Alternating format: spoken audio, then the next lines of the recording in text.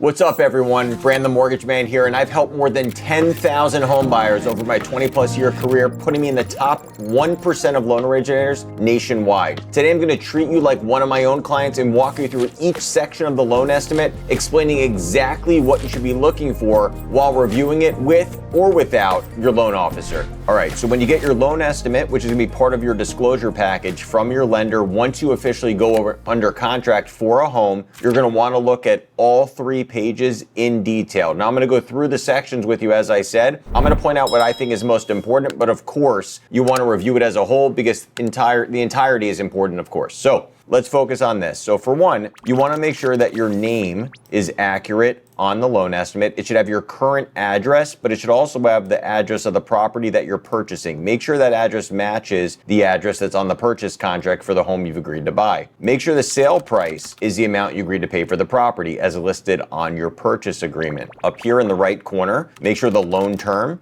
matches the loan term that you talked about with your lender. Obviously, it's going to be a purchase, so make sure it says purchase, not refinance. If you're expecting a fixed interest rate, make sure it says fixed rate. If you're expecting a variable or adjustable rate, it will say variable or adjustable rate there. Make sure the loan type is the type of loan that you agreed to receive. It can be a conventional loan, it can be an FHA loan, it can be a VA loan, it can be USDA. That will be listed here under loan type. See whether or not your rate is locked. Now, to lock an interest rate means that you're setting your interest rate and you're going to have that same interest rate on the day you close, and of course it will stay with your loan for as long as you have the mortgage. But some lenders won't lock your interest rate until it's closer to the closing date. If you want to be protected from market adjustments that are for the worst, well then you want to make sure that your interest rate is locked at the time that you go under contract and you receive your loan disclosure. So this is important right here. If it says no, contact your loan originator, or if you're on the phone with them while reviewing this, bring that to their attention. Let them know you were expecting for the rate to be locked if that's the case, and that the rate lock date right here is through or past your closing date. If this is prior to your closing date, well, that means your rate lock is going to expire before you close and you're at risk of the rate being worse. So make sure that it's locked if you're expecting to be locked, and that the lock through date or until date is at least through your closing date. Now, let's move down into the loan terms.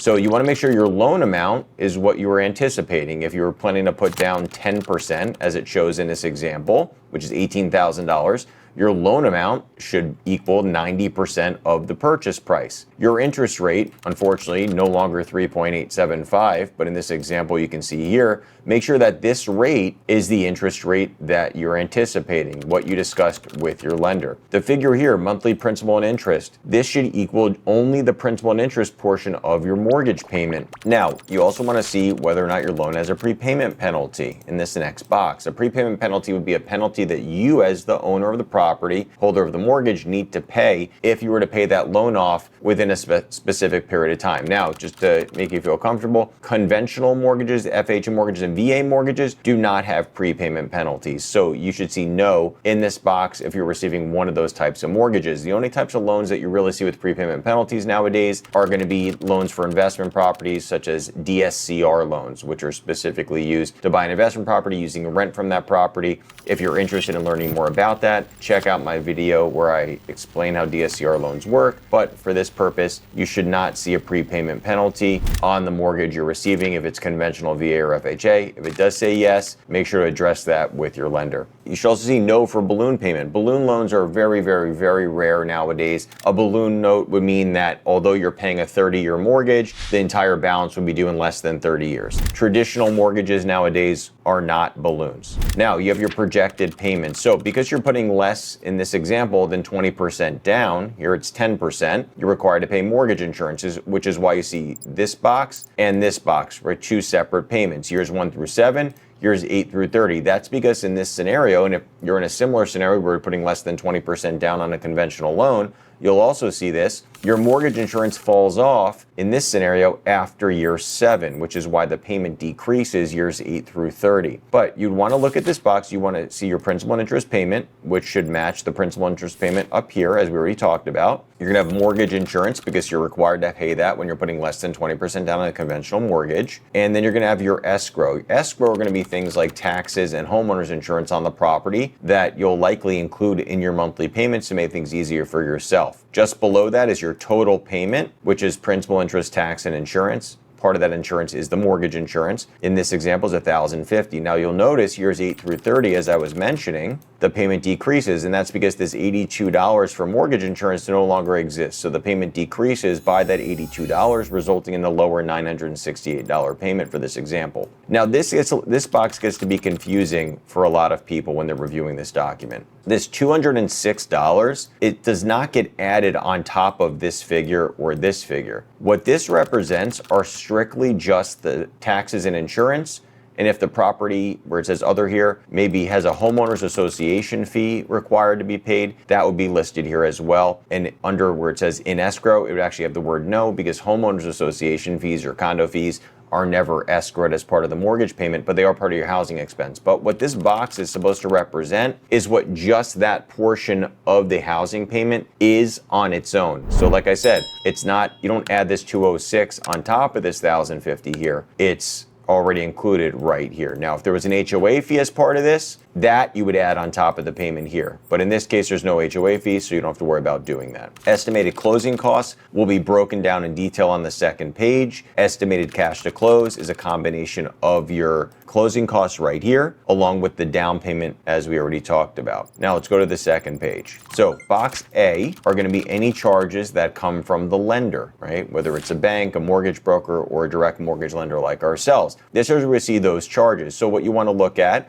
is what their lender is charging you to obtain the mortgage. Now, I think this is one of the most important sections for you to look at when you're shopping lenders. Let's just say you haven't necessarily moved forward with a specific lender yet, but you're comparing options from lender to lender by utilizing loan estimates. Well, you'd want to look at box A, and you'd also want to look at box J. However, for the purpose of reviewing the loan estimate as a whole, you want to look at everything, assuming you've already made your decision on the lender. So box A, there should be charges that you've already agreed to and talked to your lender about. Underwriting fee, application fee, any sort of discount points you might be paying to buy the interest rate down in this case. You would also see things like processing fees that are listed in here. It really depends on who the lender is, what they charge to do the loan for you, but those are going to be lender-specific charges that you'll find in box A. Box B, services you cannot shop for, those are what I consider to be miscellaneous charges. In this box, you're going to have your appraisal fee, your credit report fee. Some lenders charge all these miscellaneous fees like flood determination, flood monitoring, tax. Those aren't necessarily fees you're going to see with every single lender. Something else you'd see in this box would be a property survey. Here in Florida, where we require the title company to do a property survey if it's a townhome or a single family home, and that allows them to issue the title insurance endorsements for the policy that are required. But these are your third-party miscellaneous charges that you'll find here in box B. Box C, services you can shop for, this is where you're going to see your title charges. Now, depending on where you're buying here in Florida, for example, you may not be able to shop for these things because there are some counties where the seller selects the title insurance company that's handling the transaction, and there's actually a benefit to that, and I'll show you where that is in just a few minutes. But in this box, if you're getting a VA loan, you're required to have a pest inspection. You see the pest inspection fee. We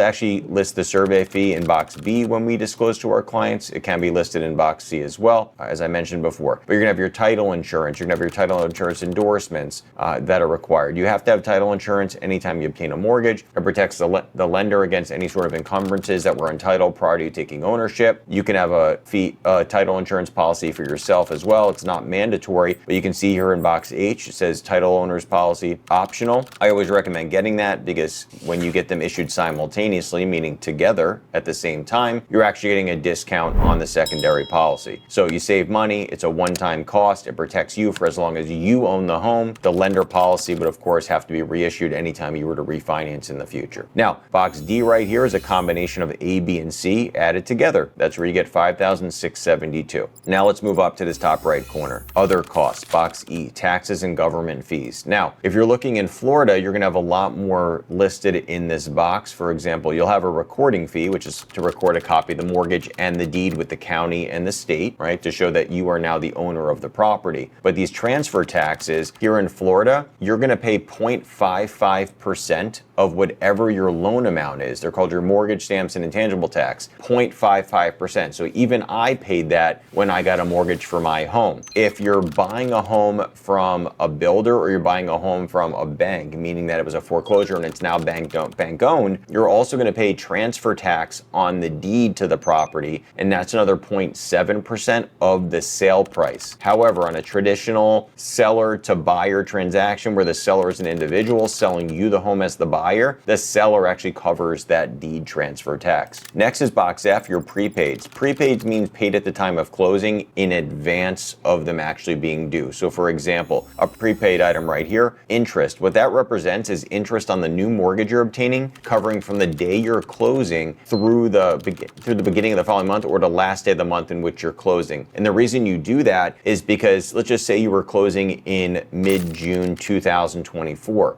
Your first mortgage payment is not actually due until August 1st of 2024. You're skipping over July. Normally, July's mortgage payment would have paid the interest for the month of June because mortgage interest is always paid 1 month behind. But because you're actually going to skip over your July payment when you close in mid-June, that interest that would have been paid in July is collected from you at the time of closing. So you would see prepaid interest listed here. That covers the remaining days of that month. And that's why your lender might have told you, oh, you get to skip a mortgage payment when you close on your home. Technically, yes, you're not making a payment in the following month, but the interest that would have been paid in that month was already collected from you at the time of closing. You're also going to prepay your insurance on the property for the first year. Here it shows 6 months. In Florida, we require that you pay the first full year's premium at the time of closing. That's going to cover you for being insured on the property from the day you close through that same day the following year. If you are going to escrow for the insurance, which most people do, meaning include it in your mortgage payment, as I already discussed, well, as you make your payments every single month as the year progresses, that money is being accumulated in your escrow account, so you're not going to have to pay a lump sum the following year. Your lender is going to pay that out of your escrow account on your behalf, and your insurance is paid in full. Insurance is always paid in advance. The premium is always paid in full. It's just you're having to do it and come out of your own pocket for it in a lump sum at the time of closing. Your next box here is your initial escrow payment at the time of closing. So property taxes and insurance are going to be collected from you when you close on the property. Now here in Florida, you're looking at about 4 months of property taxes that will be collected and 3 months of homeowners insurance that will be collected in your escrow account. That's on top of the prepaid insurance. What the 3 months represents is a 2-month cushion in case next year's insurance premium is higher than the current one. And as I mentioned, you're skipping over your July payment if you were to close in June. And so it's the additional month for the month of July that would have been paid. The seller, when it comes to the property tax, is actually going to reimburse you for any taxes they're responsible for from the beginning of the year in which you bought the home through your closing date. So let's just say we'll stick with the mid-June closing. They would actually give you prorated tax credit from January 1st, 2024 through June 15th, 2024 because they're responsible for those property taxes.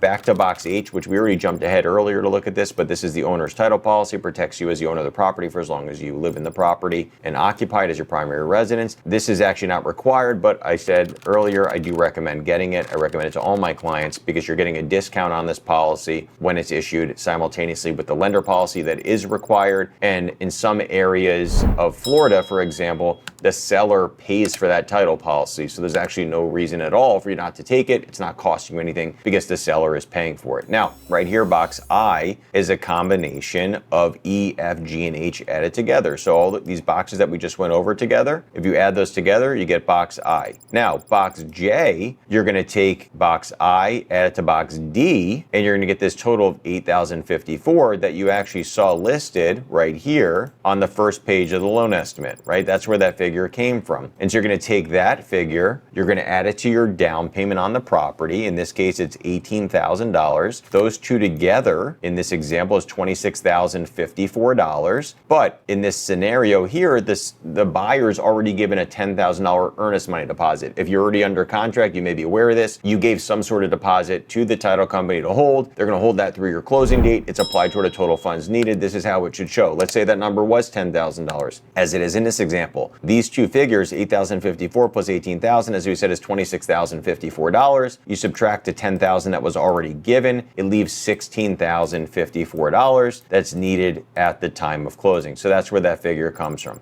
Page 3 of this document is going to show you a couple of things. It's going to show you how much you're actually going to pay over the first 5 years of owning this property if you kept this mortgage. It shows you what your total payments are and how much of those total payments actually gets applied toward your principal balance. It should be no surprise if you're getting a 30-year mortgage, as this is, very little goes toward the balance or paying down the balance on the mortgage within the first 5 years. Really, the first 10 years, you don't really start to, pound down that balance of the principal until you hit year 10 forward. But you can see here, your payments totaled $56,582, of which $15,773 went toward principal, which means that you now owe $15,773 less on your home than you did when you initially took out the loan. Your annual percentage rate, or APR, is some of the costs that you incur to obtain the mortgage in the home. However, it's not your actual interest rate. So don't get the APR confused with the interest rate. The interest rate will always be lower than the APR because it doesn't include the additional costs. And one of those costs is mortgage insurance. So if you have a loan where you're putting less than 20% down and are required to pay mortgage insurance, your APR will always be greater than it would be if you were putting the 20% down. And then you have your total interest percentage, which is the percentage of your original loan amount that you're going to pay in interest over the term. So if you took your original loan amount, multiplied it by